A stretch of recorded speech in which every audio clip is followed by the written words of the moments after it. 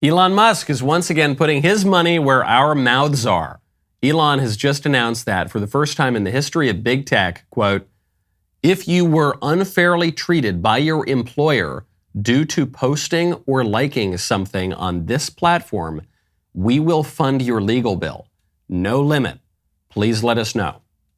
The tweet, or Zeet, or X-Post, or whatever they're calling it now, it doesn't matter, came in response to reports that a NASCAR driver was suspended by his league for liking a meme that referenced George Floyd. We'll get to that story in just a moment. Elon's offer is welcome regardless of this particular story that caused it, because Elon is proving a hugely important point about free speech that the right has largely missed. The right misunderstands a lot about free speech. For at least a couple decades now, the right has defended free speech in the abstract without getting into the nitty-gritty of substance. What exactly it is that we want to say. We pretended to be neutral, and this was always foolish because all societies have standards, and free speech in the abstract means nothing to people who have nothing to say. But Elon here is proving another important point, which is that free speech in the abstract, any kind of speech standard really, means nothing to people who have no power to enforce it. So we bleat on and on about the Constitution and the Bill of Rights and the free marketplace of ideas, and then the left censors us. And then we whine some more. And then what happens? The left censors us some more because the libs have the power to do it. This is why Elon is so great and revolutionary for the right. He doesn't just pull out his pocket Constitution and explain how, what Google is doing is actually very wrong, because if you look here in paragraph 3, Elon puts up $44 billion, and a lot more to come, it would seem, to make sure that conservatives, at least, have a shot at saying the true, normal things that we want to say, both in principle and in practice, without losing our livelihoods for it. I'm Michael Knowles. This is The Michael Knowles Show.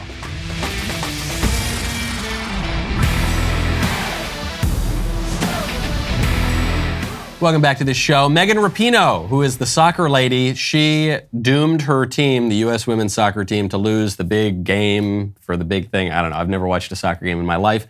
And all red-blooded American patriots are cheering the loss of the U.S. women's team. So we'll get to why that is in just a second, because it's a little odd, isn't it? Patriots cheering the loss of the U.S. team. It's a paradox, but it does make sense. We'll get into it in a second. First, though, I want to turn to another sport, NASCAR, where a guy got canceled for liking a meme. This guy, it's Noah Gragson.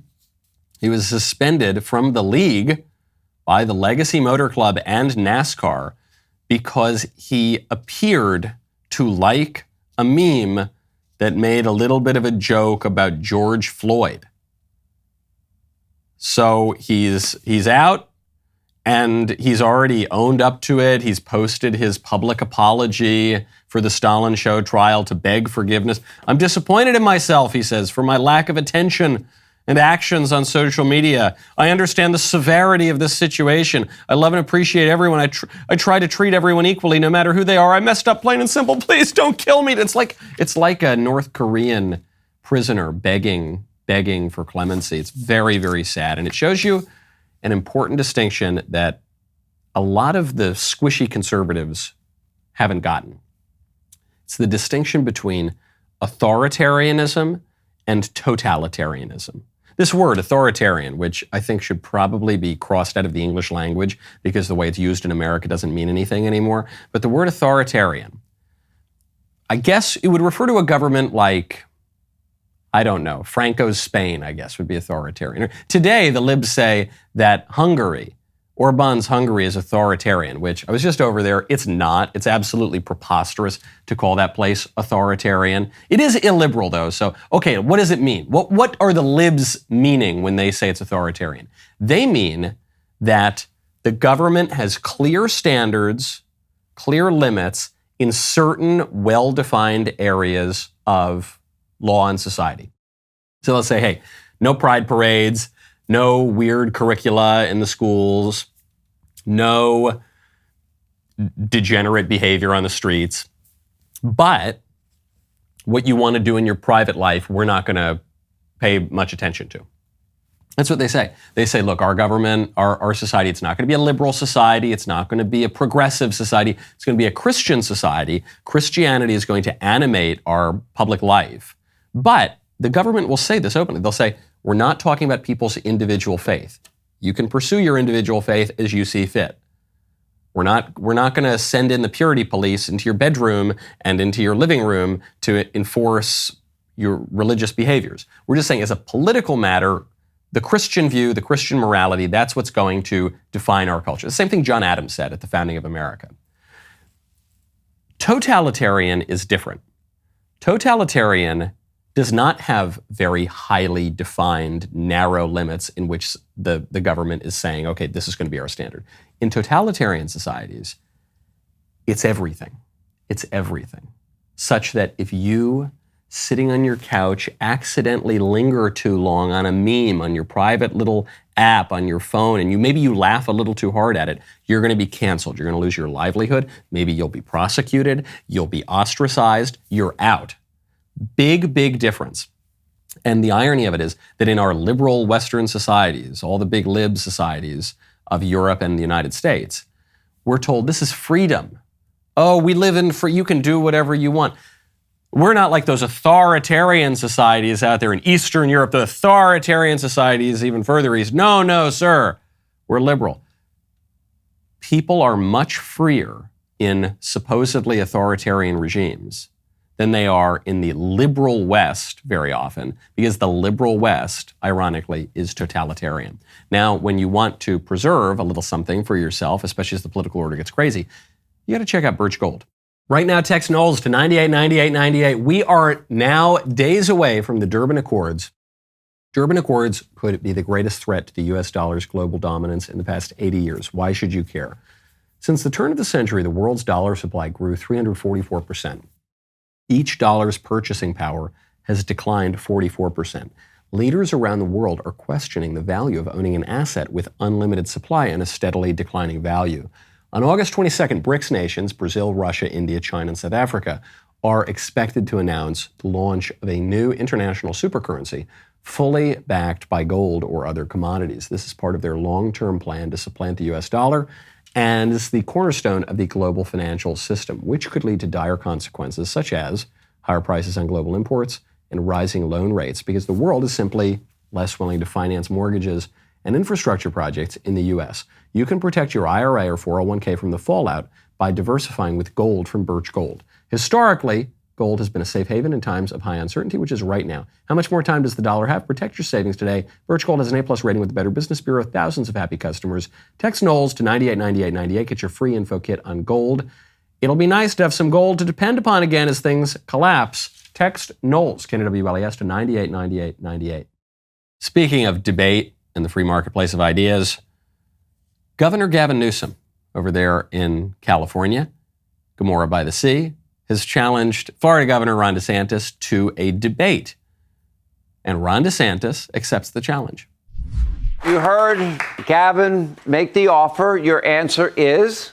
Absolutely. I'm game. Let's get it done. Just tell me when and where. We'll do it. And here's the thing, Sean. I mean, in one respect, the debate between California and Florida, has already been had, as you suggest. People have been voting on that. They've been voting on it with their feet. They have fled California in record numbers. Florida has been the #1 state for net in-migration. We have the #1 ranked economy, #1 now in education, crime rate at a 50-year low. But in another sense, this is the debate for the future of our country, because you have people like Joe Biden. They would love to see the Californication of the United States. Biden may not even be the nominee. You could have Gavin Newsom. You could have Kamala Harris. And I think if we go down that direction, that's going to accelerate American decline. We can't see America decline anymore. We need to reverse American decline. There we go. Here's the pitch, and it's going to be a good debate. And he's right. DeSantis is totally right. The debate between Florida and California has already been had, and the way you can tell who won the debate is which way the U-Hauls are moving. The U-Hauls are leaving California. They're going to Florida. Okay, so this is a great idea. I think it would be instructive to a lot of people to see the difference between good government and bad government, smart policies, bad policies. Great. The downside of this for DeSantis is it suggests that he is not focusing on beating Trump for the nomination. Because if he were focused on beating Trump for the nomination, he would just be debating Trump all the time and focusing on trying to get Trump to debate debate DeSantis and the rest of the 2024 primary field.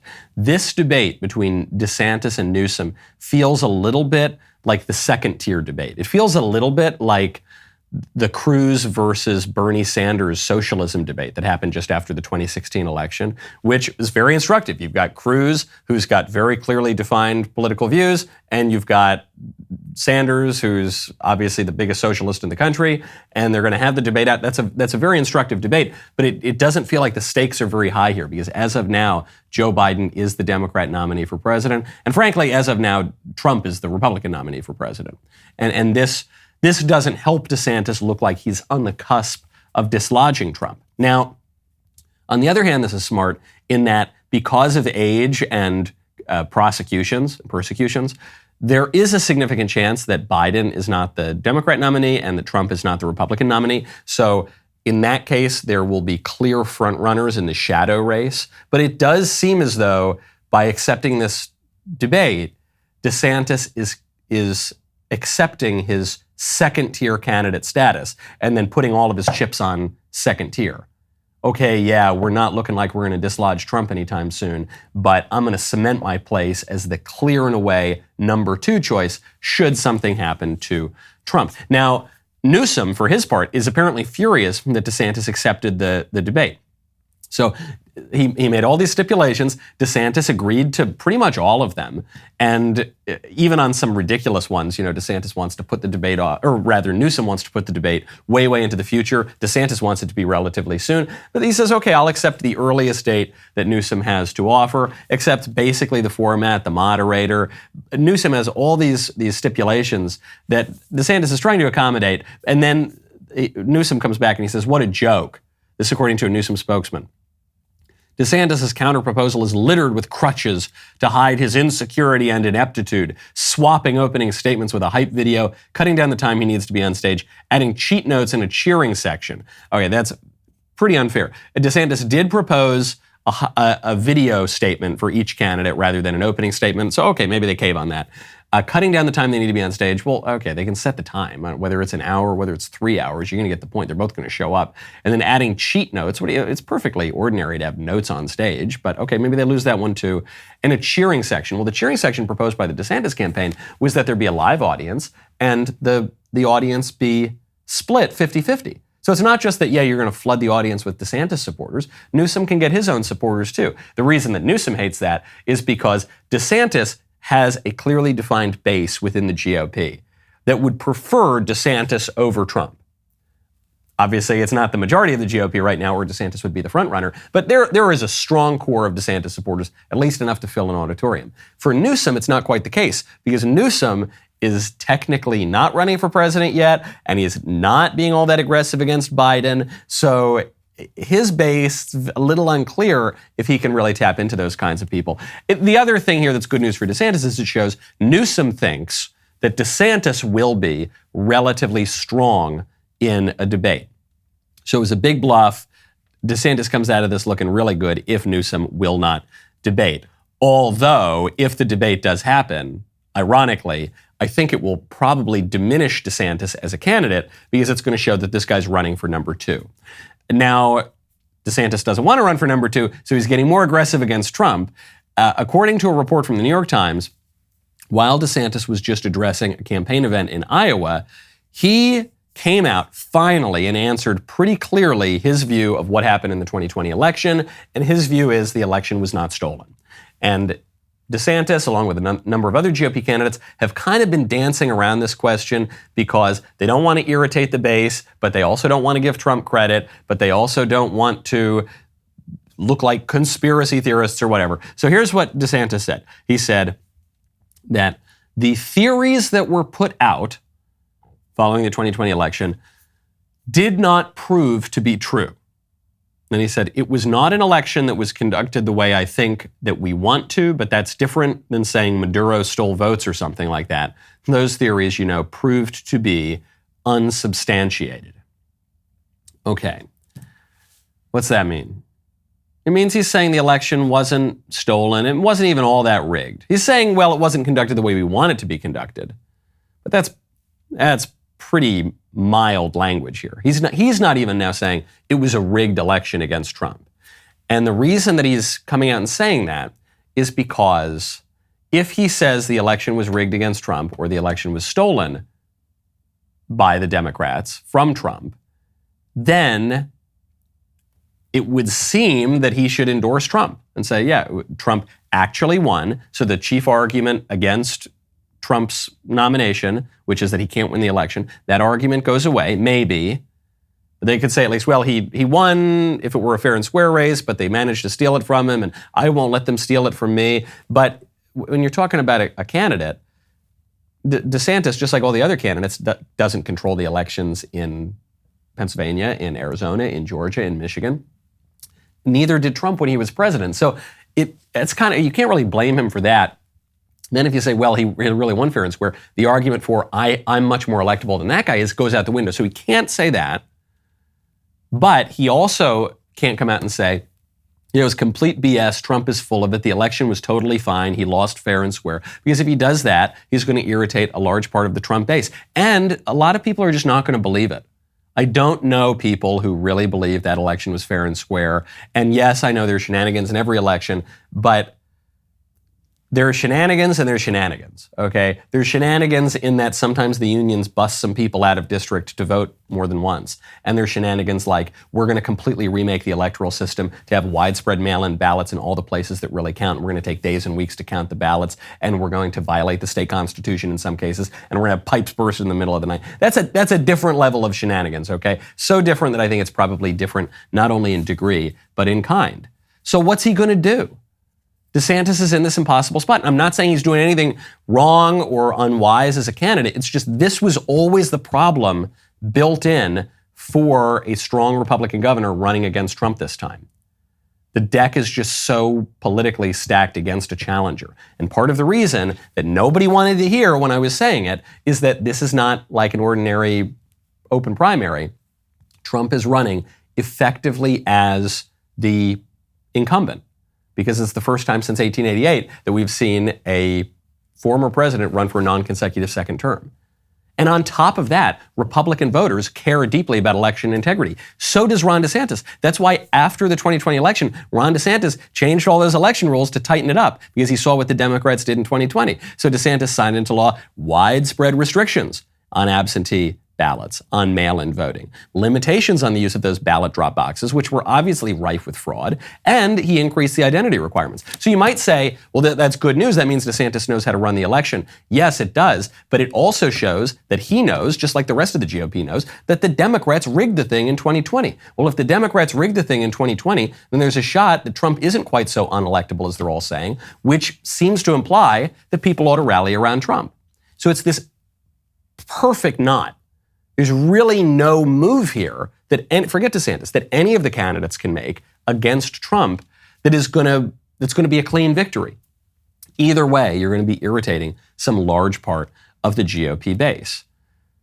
And by the way, all these prosecutions, now the big prosecutions that they're talking about, all stem directly or indirectly from January 6th. Well, what happened on January 6th? We have a new novel theory of January 6th from Al Sharpton on MSNBC. One day, our children's children will read American history. And can you imagine our reading that James Madison or Thomas Jefferson tried to overthrow the government so they could stay in power? That's what we're looking at. We're looking at American history. Can you imagine that? Can you imagine if Thomas Jefferson tried to overthrow the government? Like if he did it by writing, like a declaration, let's say, where he declared, we're not going to recognize your government anymore. You know, let's say they had some other kind of guy. They didn't have the government that we have now. Let's say they had like a king or something, right? And he wrote and said, I'm going to overthrow your government. I'm not going to be dependent on you guys anymore. I'm going to declare myself to be independent. Could you imagine that? And if they wrote up like a whole new constitution, let's say, for this new government. And then, like, imagine if Thomas Jefferson then became a president in that new government after they overthrew the old one. Could you imagine? It's so weird. I love it when the libs accidentally make our points for us. When they accidentally admit that their arguments aren't as strong as they say that they are. This is not just a problem, though, for the Trump insurrectionist, MAGA, coup d'etat people. And it's not even just a problem for the BLM insurrectionists who tried to overthrow the government for 8 months. This is a problem for our understanding of American history. Because we're told it's absolutely the worst. January 6th is the worst thing ever because you're not ever allowed to rebel against your government. Because this is America, a country that was founded in a very famous, probably the most famous ever rebellion against a government. How do we make sense of that? We'll get to that in 1 second. When you want to make sense of a whole lot of questions in the country, though, you got to check out PragerU. Right now, go to PragerU.com/Club5. Our country might be headed in the wrong direction, but PragerU videos could help save the future of America. PragerU makes educational pro-American content that has been changing people's minds for over a decade. Their impact is pivotal in these times. Our friends at PragerU are reaching millions of people with their educational videos. They have a long way to go. You can help PragerU reach thousands more people by joining Club 5 for just $5 or more per month. Go to PragerU.com/Club5 now to join. Your gift will ensure that PragerU has the support it needs to be here for the long haul. What are you waiting for? Join a movement with thousands of fellow patriots in the fight to save America. You'll receive a free PragerU bumper sticker plus an ebook of scripts from PragerU's 5-minute videos when you join Club 5 today. That is PragerU.com/Club5, CLUB, number 5 today. There's all sorts of great content at PragerU. I've been in a ton of 5-minute videos. Obviously, I host the book club over at PragerU. There's really great educational content for everybody. PragerU.com/Club5 today. The greatest interview show on the internet, Yes or No, is back with an all-new episode. This time, Candace Owens is on the hot seat, sipping drinks. Was Princess Diana's death a little bit sus? Have either of us cried in the past year? Find out Candace's answers in our episode. Check out this teaser. Men who don't work out are like women who cry on TikTok after their pet bunny dies. It's disordered, weak, and hard to look at. That's just funny.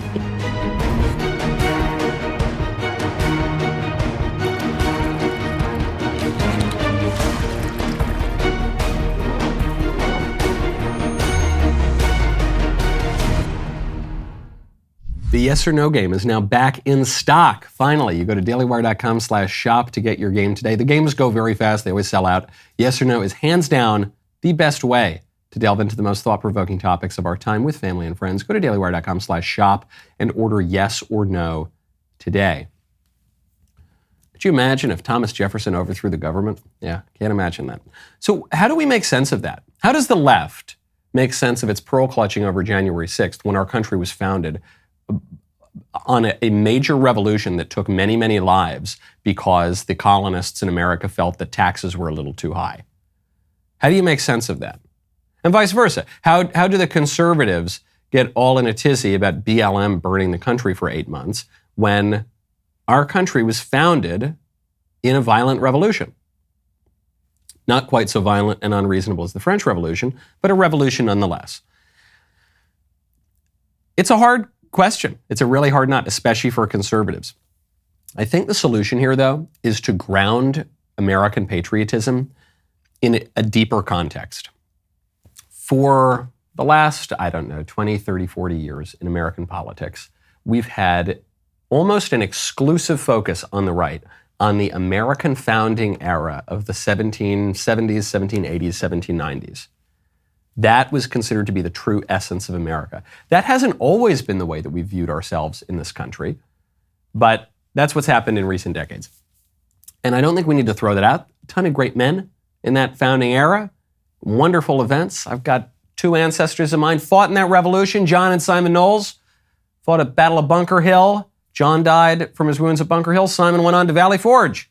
Went on to White Plains, fought with Washington. I like it. And we have civic associations in America, like the Sons of the American Revolution, Sons of the Revolution in New York and other states, that preserve that. And you can't have a country that is in any way conservative if you just totally diss your forebears. But I think that the way that we can do it is by deepening that context and saying, well, America didn't just begin out of thin air in 1776 or 1775.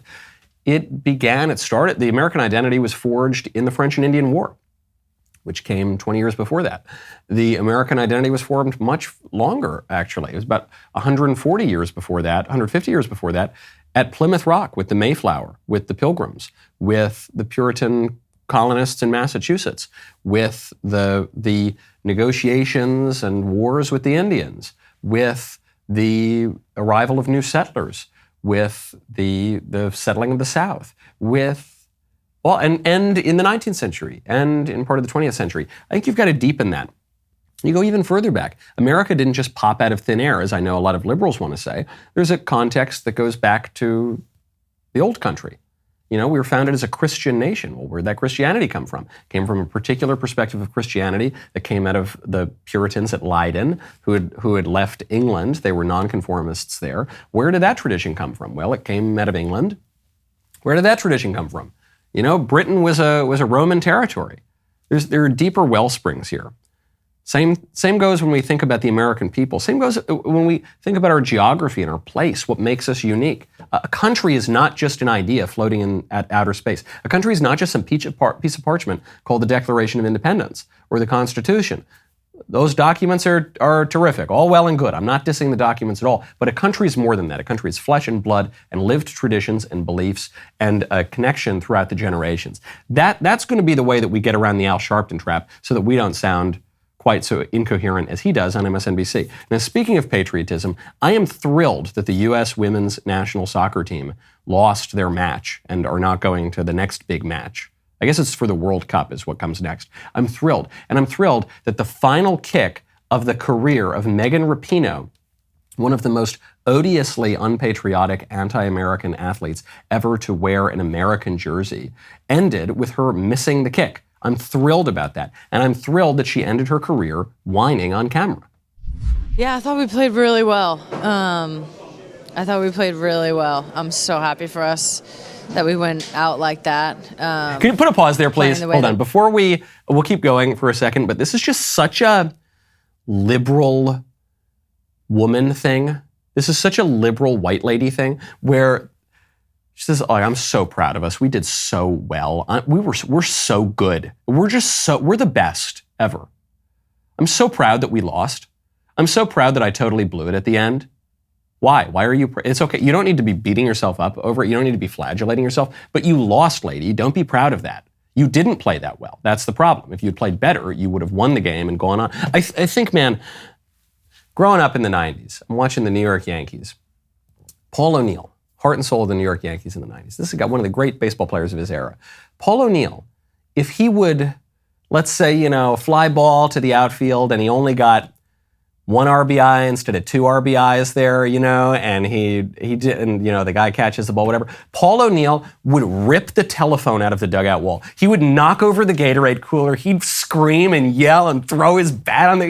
He was so furious. He took any loss or failure of performance so personally. And this lady who completely blows it and loses it for the team, I'm so proud. We're so great. We deserve 10 parades. Please give us trophies. And okay, all right, rant over. Keep going, Ms. Rapinoe. Playing the way that we did and, having a ton of joy on the ball. This is like a sick joke. For me personally, I'm just like, this is dark comedy. I missed a penalty. This is the balance to the beautiful side of the game. I think it can be cruel and just not our day. But, yeah, I still just feel really grateful and joyful, and I know it's the end and that's sad, but to know that this is really the only time I've been in one of these this early, says so much about how much success I've been able to have, and just how much I've loved playing for this team and playing for this country, and it's been an honor. There we go. So then she cracks. I'm really proud. We did great. I'm awesome. I'm the greatest ever. But I blew it. It's so dark. Why did I blow it? I know. You did. It's the first step in grieving is acknowledging reality. Okay. Why am I so happy that this lady lost? Isn't that unpatriotic of me? Because it's the U.S. women's soccer team. Isn't that unpatriotic? Well, it would be, except the team is very unpatriotic. I know that's a paradox, but a paradox is not just an incoherence or a contradiction. It's an apparent contradiction that can reveal a deeper truth when you work it out. And when you work it out here, you see that the team that is supposed to represent the United States consistently undermines the United States, protests the national anthem, the Star-Spangled Banner, the symbol of the whole country, is actively anti-patriotic. And so it is, you cannot say that patriotism requires us to applaud the people who are deeply unpatriotic. That would undermine it. It reminds me of a line from Chesterton. Chesterton said, "There is a thought that stops thought, and that is the only thought that ought to be stopped." There is a patriotism that undermines patriotism, and that kind of pseudo-patriotism really ought to be stopped. As far as I'm concerned, the U.S. women's soccer team could just be abolished. Cancel it. I don't know. Maybe there are some patriotic people on the team. It's too bad that the loudest mouth on the team, Megan Rapinoe, has so consistently attacked our country, but just abolish it. What is the point of the U.S. women's soccer team? It's not to kick a ball around. It's not to make Megan Rapinoe feel good. It's to represent the United States, to bring glory to our country. That's the point of the team. So if they're actively undermining that, then they have no purpose. And if the salt loses its savor, then it's good for nothing and ought to be trodden underfoot, okay? Maybe now that this lady's gone and can go off into the sunset, maybe the team will remember what their job is and they can salute the flag and stop being so deeply unpatriotic. But until then, get rid of it. I mean, this is a big, big political problem because you've got huge swaths of America that hate the country and that hate traditional notions of patriotism. And inasmuch as they love the country because they say the country stands for, I don't know, LGBT rights. That's the deepest meaning of America. People who really believe that the rainbow flag is our national standard or ought to be, who would be much more likely to salute the rainbow flag than to salute the American flag. Then you got the other more than half of the country that still believes in the red, white, and blue and doesn't believe in all the craziness that Rapinoe and the libs do.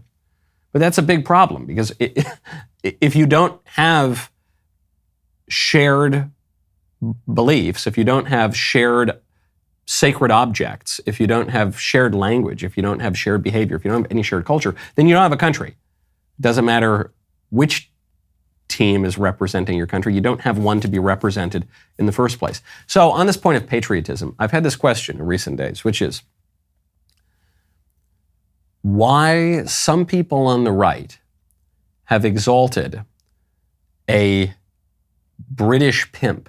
Why parts of the Christian conservative American right have exalted a British Muslim pimp who seduced women and played with their emotions to turn them into prostitutes so that he could steal most of the money.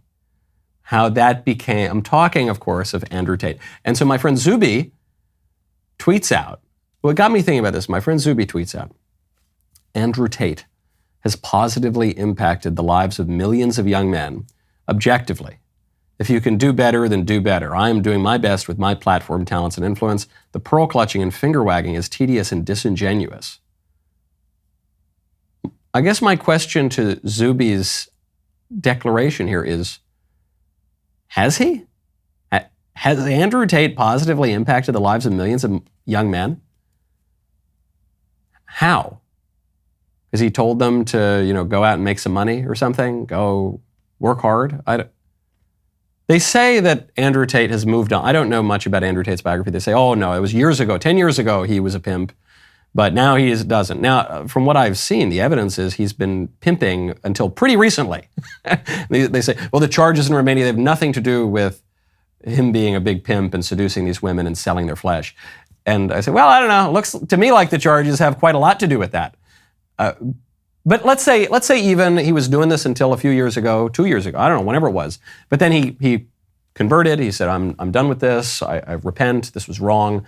Okay, well then maybe chill for a little while. If you've been doing something that is egregiously evil and scandalous and very destructive to people, not just people's bodies, but souls, for years and years and years, and you've enriched yourself on that, then maybe you ought to take a moment process your supposedly major change of heart, maybe make some reparation, try to make some reparation with some of those ill-gotten gains, and then maybe come back in a few years and explain, how you've seen the light. I haven't seen Andrew Tate do any of that. So what does Zuby mean? I don't know. Admittedly, I don't know Andrew Tate. I don't think he's the worst guy in the world, but he's a degenerate. For everything I've seen about this guy is that he's a total degenerate. And if he's repented, great, but I haven't. You got to take a pause there, man. So what is it that he's done? Obviously, Zuby's not saying it's good that he's a big pimp, that's helped women's lives. So what is it? And then it got, I think it got to the point that I understood, which is Andrew Tate is an internet self-help guru. And he's not just one who dispenses good advice for free. He charges people, or has charged people, to be part of his fake kind of academy. He says, give me a bunch of money and I'll teach you how to be a big player, and I'll teach you how to be really rich and powerful and pick up women and all this stuff.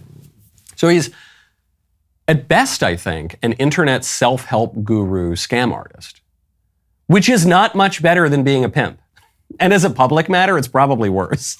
This is and it's not just Andrew Tate. I know I'm beating up on Andrew Tate here. There are so many of these guys, and so many of these online guru, scammy artist type people are either useless. They might sincerely believe they're helping, but they're not, or they're frauds. They're just deceiving people to get money, to pretend they're selling. But this stuff is always snake oil. And the reason it's always snake oil is there is one way to improve yourself. And the way to improve yourself, there's a natural component and a supernatural component. The natural component is to practice virtues and to stop practicing vice. And the supernatural component is to accept the grace of God and your Lord and Savior, who took on flesh and dwelt among us. That's it. That's the only self-help book you will ever need is the Bible and the books that have come out of the Bible and the religious tradition that compiled the Bible and remains the bride of Christ, the living God. That's it. That's the self-help. And all these other guys who try to do it, who try to divorce God from goodness, who try to divorce religion and morality from self-improvement, they're always going to leave you high and dry. This is why it is my most miserable friends in New York and LA are the ones who have read the most self-help books. I just don't see it, man. How does that positively impact the lives of millions of people? I don't see. It's kind of weird. Now, are you planning to send your kid off to college this year? Well, listen, I've been on many campuses. I've seen firsthand how woke ideology has infiltrated and polluted these once great universities. Give your kids a fighting chance by sending them off with Jeremy's razors. Right now, get up to 20% off select razor and men's care bundles, like the shampoo, body wash, and conditioner, all paraben-free, sulfate-free, woke-free, and made in the USA. And get him a Precision 5 razor with welded steel blades and a flip-back trimmer that will groom his face, not his worldview. Help your son escape academia's leftist indoctrination by more than just a close shave. Go to jeremysrazors.com for major deals and give Jeremy's Back to College bundles a full ride today. My favorite comment on Friday is from Skyhawk4526, who says, I'm trying to figure out which is more absurd. Mia Khalifa trying to give women marriage advice, or Antony Blinken lecturing the world about the wrongfulness of political prisoners. Great point. You're referring, of course, to the world's two oldest professions, which Ronald Reagan pointed out bear a striking similarity to the two of them: politics and prostitution. I don't know if I had to spell it out for you. Sometimes it's confusing to figure out which is which. Speaking of weird sex stuff, former Democrat mayor was just caught with child pornography. This is Patrick Wojahn. He's the Democrat ex-mayor of College Park, Maryland. He pled guilty to 140 counts of child porn possession and distribution in a deal that stipulates the former politician serve 3 decades in prison.